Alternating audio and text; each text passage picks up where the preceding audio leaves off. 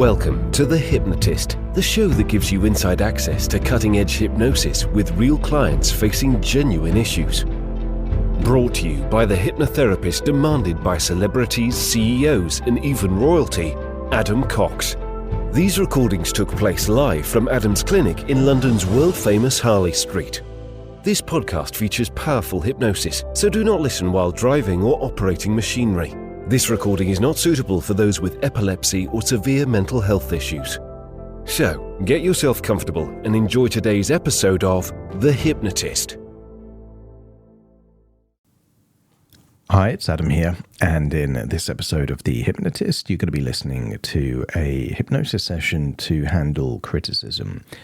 And it was created for a client that felt that, particularly when they received criticism from their partner, that they became triggered.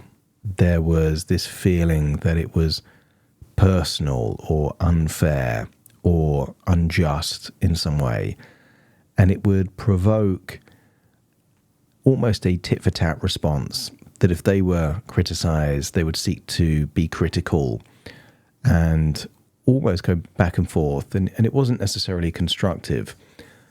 So what you're going to hear in this session is a metaphor, but also suggestions as to how it's possible to either diffuse the emotional intensity of criticism or to extract the value from criticism. And I'm saying this as someone that throughout my childhood and early adult years was very, very sensitive to criticism.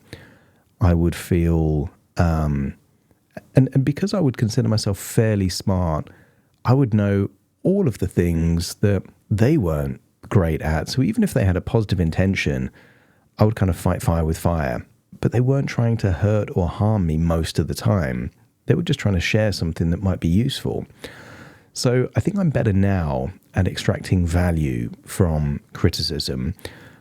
Sometimes I'll receive criticism by email in comments on YouTube comments and things like that. The nature of having a public podcast, which is approaching across the podcast and YouTube about 10 million downloads, people are going to have their opinions. And every now and then I'll get feedback that is really valuable. Sometimes it's about ideas for content, how I structure things. Some of the feedback that I had was stated in quite a rude, harsh way. Some of my sleep hypnosis would have the awakening bit at the end. And I thought, you know what, there's a fairness to that. I'm going to take that out. So there can be a lot of value in criticism if you're not attaching your value or making it personal.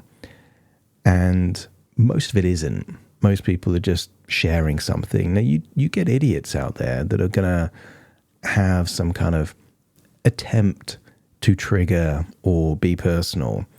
But if that's the case, and there's no value that you can extract from the criticism or feedback, pay it no mind. It has no impact anyway.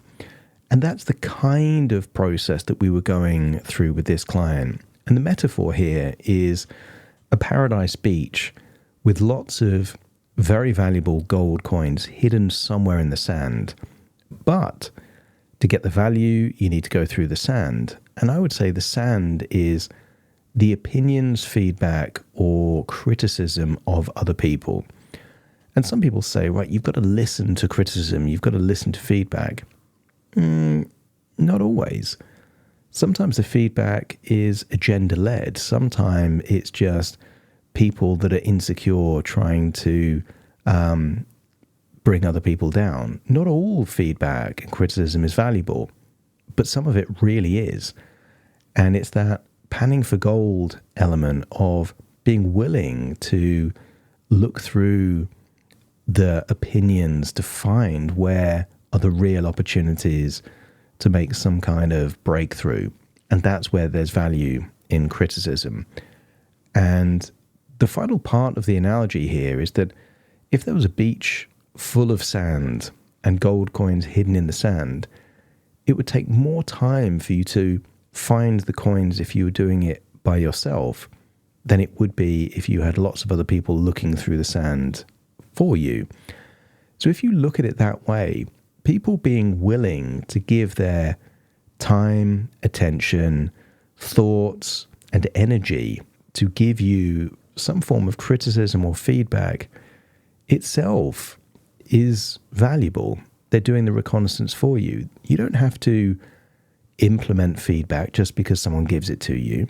You could just listen, and then you decide if you're going to take criticism, make a change, and implement it or not. It gives you all of the options without any of the obligation, and that's really what this session is all about.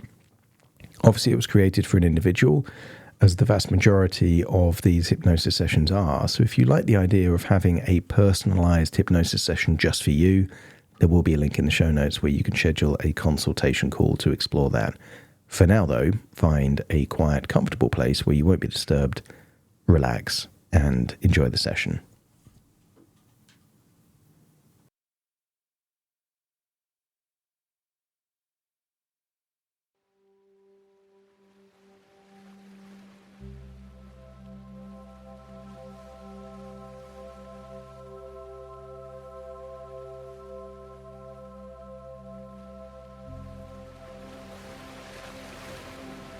Take a deep breath in. And as you breathe in a slow, calm, relaxing breath. And as you breathe out, feel that it's time to let go. To let go of any stress, any worries, any tension. And notice where in your body that tension exists. Maybe in your forehead, jaw, neck, or shoulders. And as you breathe in and breathe out, just decide that now is the perfect time to let go. And as you breathe out, feel it leave your body, enabling you to feel deeper and deeper relaxed. And I want you to use the power of your imagination to imagine a paradise beach with palm trees, clear waters, and soft white sand.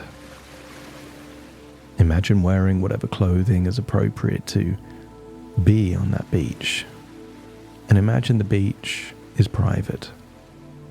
A paradise beach just for you. Crystal clear waters. You can feel the gentle breeze, the sun on your skin. And I want you to get a sense that there is something special about this beach. This beach, years before, maybe hundreds of years before, was an ancient cove where pirates used to hide gold coins that came from the Americas. Cities like Cartagena, cities from the south, the north, all of that gold was stolen and hidden on this beach. But years of storms and tides mean that these coins don't exist in treasure chests or in sacks. They're distributed, so every now and then a coin is hidden in the soft white sand. I want you to imagine each coin represents value. And the sand itself represents criticism, feedback, or just suggestions that people may have as to changes you could or should make. From this point onwards,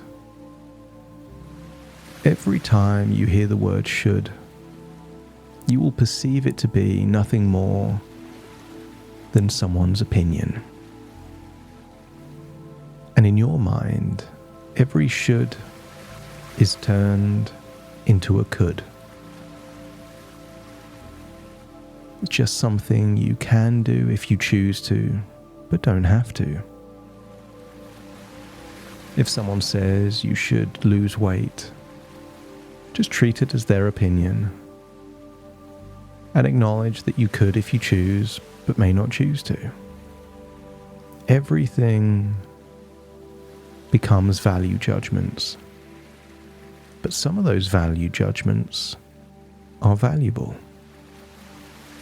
I want you to think of some advice, feedback, or information you received once in your life that was precious and valuable to you. Maybe a tip, advice, guidance. Maybe even remember the person that gave it to you. And maybe there was a tone that they gave you it. Maybe the way in which it was spoken or said with a smile meant that you were willing to take that information, advice, or feedback. But more important was the fact that it had utility. That person that gave you that criticism or advice may have felt good about giving you some form of information that you could, but are not obligated to do something with. But because you did, you felt good at using that information. And they even felt good that they were able to enrich your life by sharing something that they observed that maybe you didn't know yet. And I want you to get a sense that criticism can be valuable, but criticism can also be other people's opinions and other people's agendas. And therefore, discernment is the ability to find gold coins in the sand. Everyone's willing to give criticism and opinions these days. That doesn't mean they're all valuable. But every now and then, it is. Imagine looking out at that beach of white sands and thinking there must be 1,000 gold coins. But there's 1,000 gold coins in 1,000 tons of sand. I want you to get a sense that from this point onwards, you will look at any criticism, advice, opinions as like an exciting treasure hunt. That there is the possibility of a gold coin hidden in those words. If there is, you'll take the value, and if there isn't, it will be like sand just sliding through your fingers, effortless and meaningless. But either way, there's no need to be triggered, because either there's something you can do with that information, or there isn't. If it's valid and valuable, then you'll do something, and if it isn't, you won't. Feel that you have all of the options and none of the obligations. Someone could tell you harsh criticism that is true and fair and valuable, but you don't have to give them any benefit of knowing that you've responded to their criticism. Make a mental note of it, consider it, and even apply a lesson learned.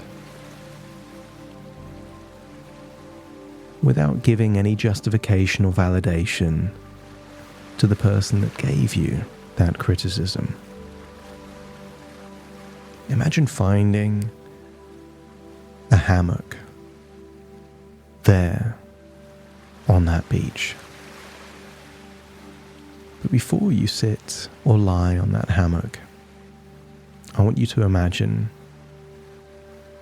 how you would feel picking up a big handful of sand and finding a shiny gold coin to remind you that sometimes there is value in feedback, and other times it's just sand that can slip through your fingers back to where it was before. So as you lie on that comfortable hammock, maybe in the shade or the sunshine, decide to embrace feedback. That you see every piece of feedback as an opportunity without any guarantee for growth and improvement. Make a resolution to stay calm. That criticism no longer triggers strong emotional reactions. You remain calm and composed. You could hear it, process it, and decide if it has value for you or not. You choose whether or not you value the insights gained from criticism. And where appropriate, you can recognize its role in your personal development or decide to reject the criticism. In the same way, you don't have to respond to every email. You don't have to respond to every criticism. You can hear the words and do nothing with them. If you feel they don't enrich or add to the quality of your life, you will seek understanding, generating curiosity. You will listen to criticism with the intent to understand and learn rather than react. As you find it easier and easier to separate emotion from content, that you effortlessly separate any emotional reaction from the content of the criticism. Criticism is just sand, and the value is the coin.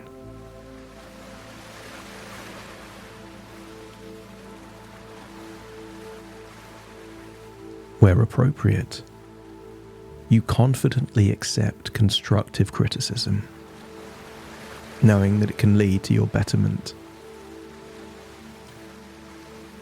that it can empower you to make positive changes and enhance your skills, but not always.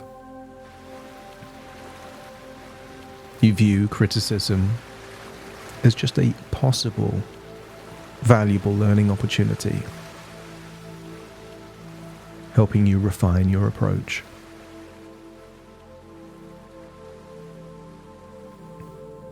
As you decide you have a growth mindset, people with a growth mindset believe that they can change, and therefore feedback is just a tool as to what changes to make.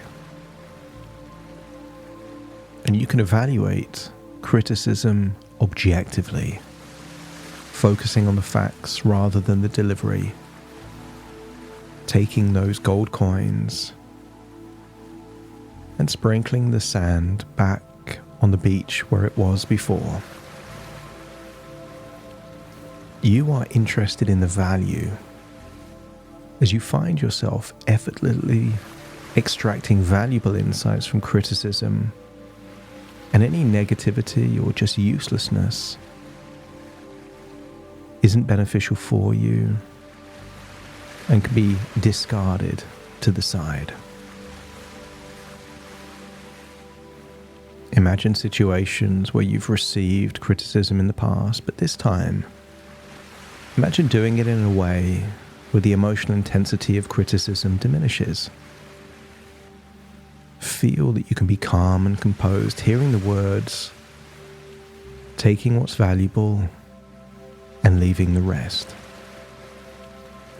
And when you found those constructive changes, feel that you can easily apply changes based on valid feedback, overall enhancing your effectiveness or quality of life.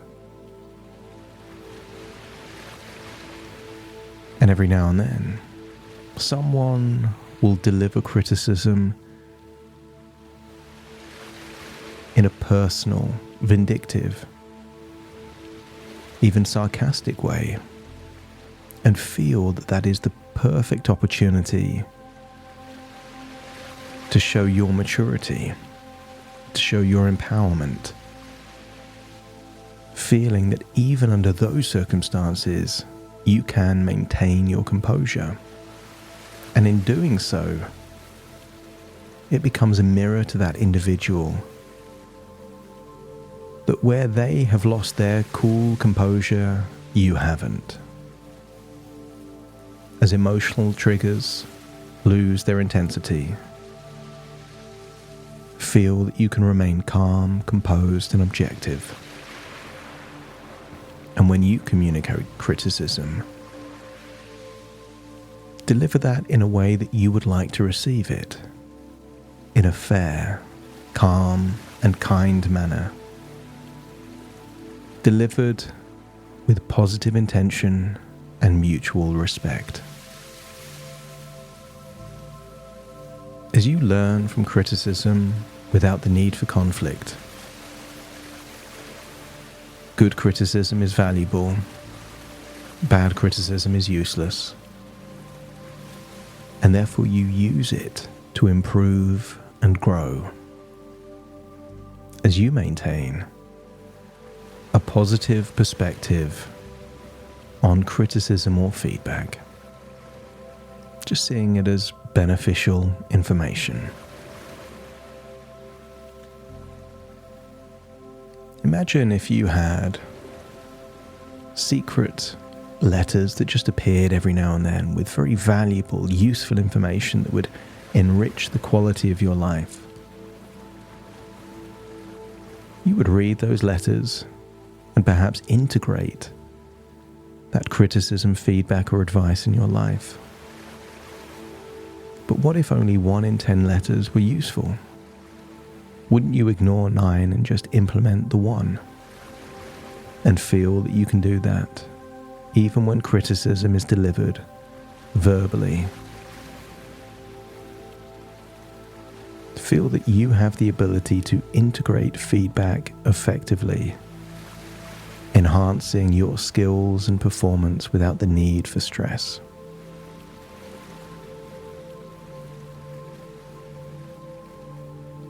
As you leave the hammock, think of all those gold coins hidden somewhere in the sand on that beach. And I want you to imagine from this point forward, you will imagine that criticism is simply other people searching the beach for gold coins to give them to you. If you had to find all of the areas to improve in your life by yourself, it would be exhausting. So anyone willing to give you feedback or criticism is searching that beach of gold coins to make it easier for you to find the value. The downside is that sometimes they give you a bucket of sand with no coin, and that's okay, as you can just discard the sand and keep the coins when they arrive. It's time to leave this beach. But imagine taking a handful of gold coins with you, as you accept the idea that every now and then, criticism and feedback is a valuable gift. You can be grateful for the gift, and you can be calm, composed, and immune from criticism whenever it's not useful for you. As you take a deep breath in through your nose and out through your nose. Just wiggle your fingers and wiggle your toes, connecting fully into the present moment. As I count from 1 to 10, you will return back to the here and now with new ideas, new approaches, new strategies, and new resources. So you get the benefit of feedback and criticism.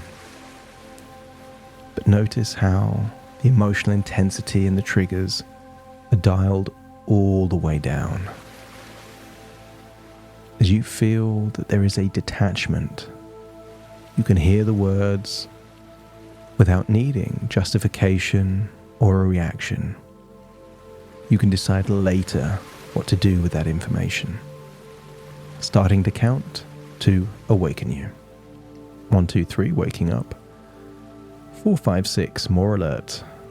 7, 8, open your eyes, open your eyes. 9, 10, wide awake, wide awake, wide awake.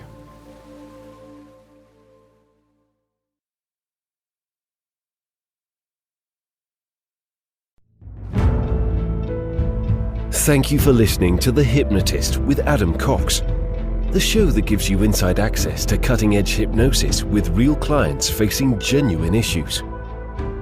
To automatically receive the latest episodes, please subscribe. If you'd like to support the show, please share this episode with just one friend you think it could help. And if this episode helped you, please leave us a 5-star review.